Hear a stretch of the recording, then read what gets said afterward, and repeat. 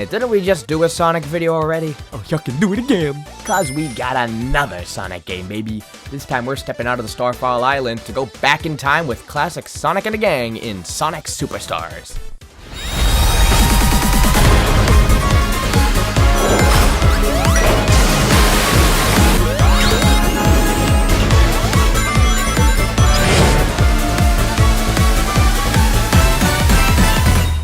Dr. Eggman is back, and with a new scheme to conquer the world. This time, aided by mercenary Fang the Hunter and newcomer Trip the Sungazer, Eggman seeks to uncover an ancient legend about an all-powerful dragon. I think. The story's a bit unclear. To put a stop to the Doctor's schemes, Sonic teams up with Tails, Knuckles, and Amy to travel to North Star Island and liberate it from its evil invaders in Sonic Superstars. It was 2017 when the last 2D Sonic game, Sonic Mania, was released. Now, after a long wait, the blue blur is back to his side-scrolling days, now with a 3D art style. But the looks isn't the only thing that changed, as there are multiple new ways to play, and I'll get to those because they're quite the delight. I like the classic Sonic games, and I certainly respect their legacy. I especially love Sonic CD. They're not always my go-to Sonic titles when I need a fix of that blue rat, but they're always high-quality titles when you're looking for a quick burst of speed. I just suck at these special stages to get the true endings. Oh, thank you, Sonic Origins. However, as an unpopular opinion, while I like Sonic Mania and respect what the team has to do to perfectly recreate everything that made the Genesis game so special, there wasn't enough new, not enough wow for me to really love it, you know? It was always a game that was just kinda there for me, and it's probably why I wasn't that hyped for Sonic Superstars the way I would be for, say, Sonic Frontiers when that was coming out. But lo and behold, developers Sonic Team and Arzest made something that really pleasantly surprised me. For the most part. Arzest, the developers of Hey Pikmin, Yoshi's New Island, and Balan Wonderworld. Yeah, not exactly a spotless track record. But because it's a company founded by Sonic creator Naoto Oshima, they were chosen by Sega to return to Oshima's roots. And it's pretty easy to say this is probably their best game yet. Superstars paid great attention to replicate the physics of the Sonic cast in ways that other Sonic Team titles, like Generations and Forces, struggled to do, and they passed it with flying colors. Despite the new look, everything feels more or less as they did back on the Sega Genesis, meaning Sonic veterans will have an easy time picking up the controller and going fast. And since Sonic in its core is a simple game about running and jumping with one button, it's still just as accessible as it always was to new players. But what really makes Superstars fun is the level design. Never, speaking from my personal experience, has the levels been so branching in its pathways, varied in its gameplay gimmicks, and fun to explore. No level is the same, and no playthrough of said level is the same because of how many routes there are to reach the goal. Each with their own secrets and collectibles to find, I'm always finding something new. Yet you can still master them to find the optimal route, and thus become faster and faster at completing the stage. You know, just like how a Sonic game should be. The better you get, the faster the stage can be completed. The themes of the levels are all original too, or at the very least visually distinct twists on the usual Sonic tropes, like the factory level or a casino stage, fixing a major problem I had with Mania. Because if I want to play Flying Battery Zone, I'd play Flying Battery Zone in Sonic 3.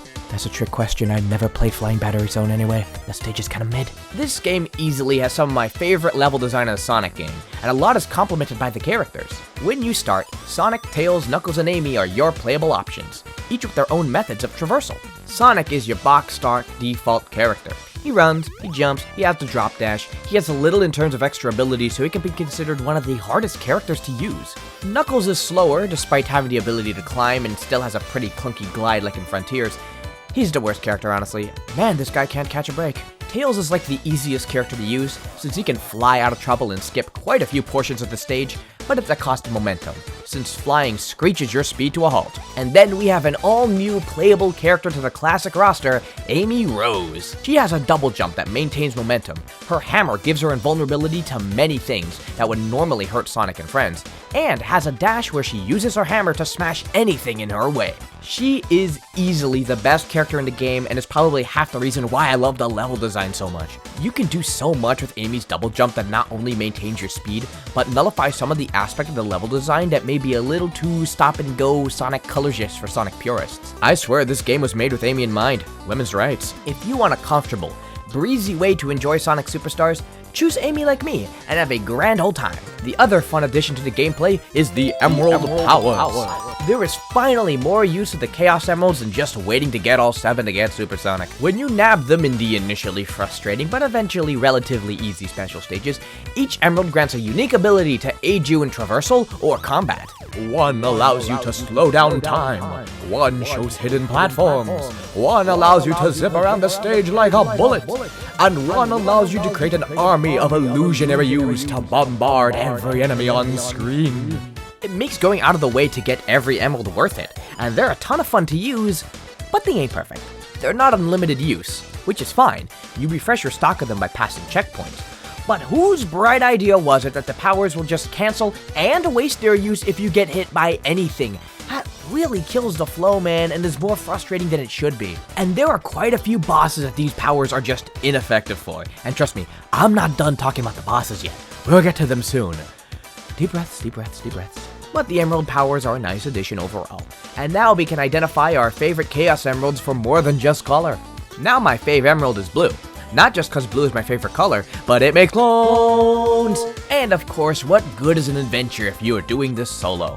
Of course, Sonic is no stranger to multiplayer in his classic games. The second player could always control Tails, and frankly constantly die for the first player and be left behind. It's clearly more of an afterthought and a little bonus than something to slap on the back of the box. But a big part of Superstar's marketing is the emphasis on 4-player local co-op, similar to the new Super Mario Bros. Games, where 4 players at the same time travel together for some absolute chaos. Characters are constantly going ahead of each other, and other players would have to teleport themselves to the leader when they get too far behind, so some things never change.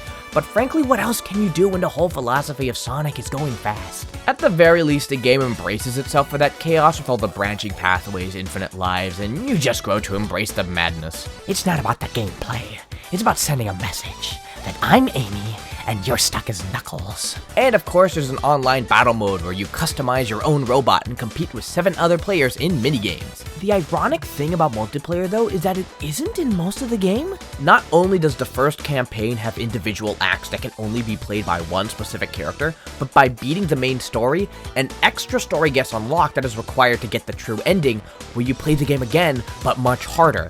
And guess what? It's single player only. So more than half the game doesn't use multiplayer at all, meaning that it's a concept that the game doesn't fully commit to, and that's a shame.